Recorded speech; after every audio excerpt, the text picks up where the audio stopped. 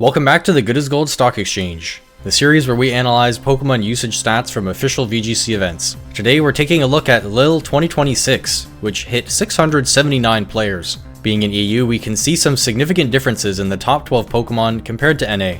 Here we break down the most used Pokemon, and look at which Pokemon overperformed or underperformed based on their win rates. Then we select a prime pick, a Pokemon that doesn't necessarily have high usage, but one I think has potential to do great in the current meta. And lastly, we'll analyze the winning team of the event. Just before we get into it, make sure to leave a like and subscribe. Our top 6 Pokemon remain the same as Milwaukee, but there are a few shifts, as Incineroar tends to do as formats go longer. He takes the number 1 spot in usage this time around. Goldengo, Rillaboom, and Ursaluna Blood Moon all outplaced Sneasler this time around, with Dragonite bringing up 6th. Archaludon, Annihilate, Alola Ninetales, Basculegion, Pelipper, and Volcarona round out the top 12. One big difference is that Ursaluna got bumped out of the top 12 in favor of Volcarona. Although it getting bumped compared to Milwaukee, Volcarona was actually 11th in usage at the last EU regional back in Frankfurt. EU players tend to have a bit more balance, and Volcarona found homes on these teams more commonly. And it also has a slightly positive win rate, meaning it's doing quite well. The most common choices on it were Quiver Dance with Heat Wave and Protect. Much less Rage Powder, only sitting around at 30%. Ursaluna moved down not to just 13th, but 14th, as Mousehold took the 13th place, making it the most common redirector right now. All Pokemon in the top 6 had positive win rates, with Ursaluna Blood Moon hitting 52.1, meaning although that it's performing incredibly well, it will likely continue to perform well and perhaps even get more usage than this. Its set variety is evenly split between Offensive Life Orb, Bulky Leftovers, or Assault Vest. Again, all of which are doing well, but we're starting to see the versatility this Pokemon has. As for underperformers in the top 12, we again see the Rain Core do quite poorly. Not as poorly as Milwaukee, but still not great. Archaludon, Pelipper, and Basculegion all have negative win rates, with Archaludon and Pelipper both sitting down in the 47% range. Although the Ninetales, as mentioned last time, is a very good check into this core, and it's continuing to do well. What about our overall overperformers?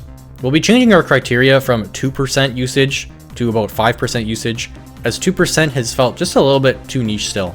I'll also use some discretion, so if a Pokemon has like 4.5% or 4% usage, but still does really well or really poorly, I'll still give it a mention. First up is Kilowattrel. At 6.2% usage, it has a 55% win rate. Porygon 2, Dondozo, and Tatsugiri all also performed incredibly well while having decent usage around that 5%. Interesting here, we see that Dondozo actually had a higher win rate than Tatsugiri for the first time in quite some time. Garchomp also made a comeback from performing poorly at Milwaukee, this time hitting a 53% win rate. Now let's take a look at our overall underperformers. Primarina again continues to underperform at a staggering 42.5% win rate, while 4.7% usage. With Rillaboom again everywhere, and Terra Water being very common on Pokemon like Goldengo and Ursaluna, it's no wonder Primarina struggles to perform.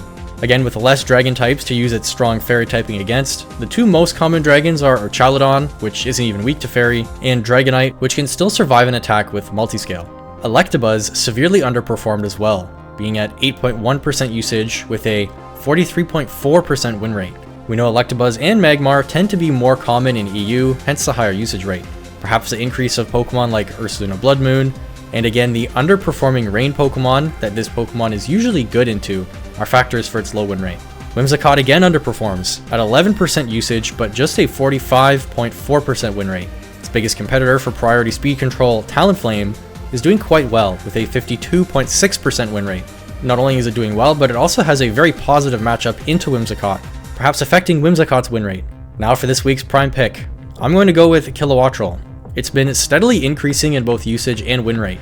With Incineroar dominating the field this time, Intimidate is more common than ever, and every Kilowattrel here was running competitive. On the surface, it seems weak with just 105 base special attack, but with the doubled special attack stat from just being on the field against Intimidate allows it to hit incredibly hard for no setup on its end.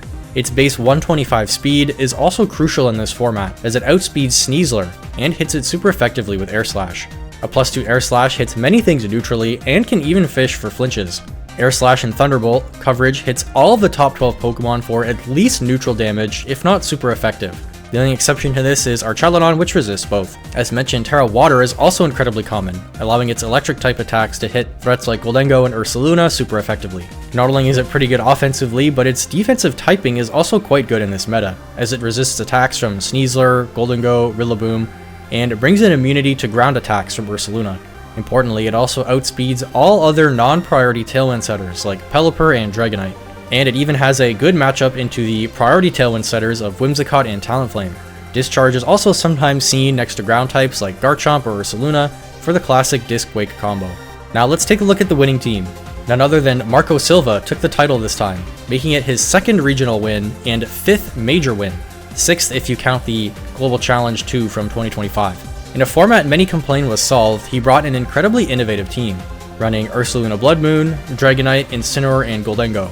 All four of these are standard Pokemon, but he also brought Kommo-o and Ribombee of all things. Funny to note, his only loss at this event was to Eduardo Cunha in round 2, and they got matched again in the finals, only for Marco to take the win in the finals. Even the common Pokemon on the team have big mix-ups in their sets.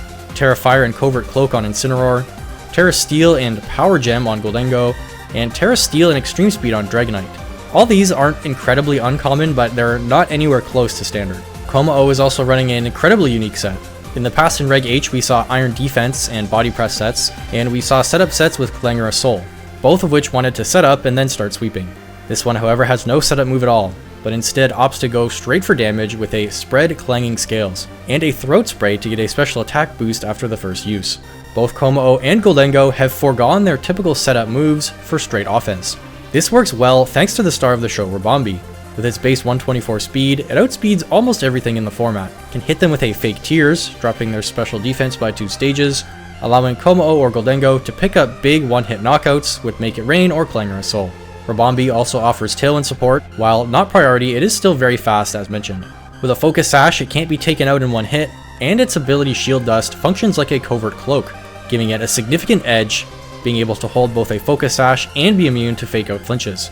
Something no other Tailwind setter in the format really has access to. So the overall game plan of the team is generally to secure special defense debuffs or speed control with Ribombee, and then start sweeping with Goldengo or Kommo-o. Dragonite, Ursaluna, Blood Moon, and Incineroar are all really around to support that game plan.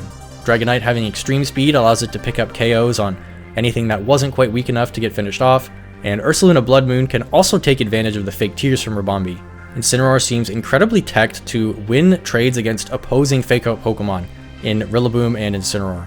As it has Terra Fire, Flare Blitz will take out any Rillaboom with the Terra Fire, and the Covert Cloak makes it immune to Fake Out from both of them, while being able to secure its own Fake Out. Thanks to all the patrons for supporting the channel, and thank you for watching.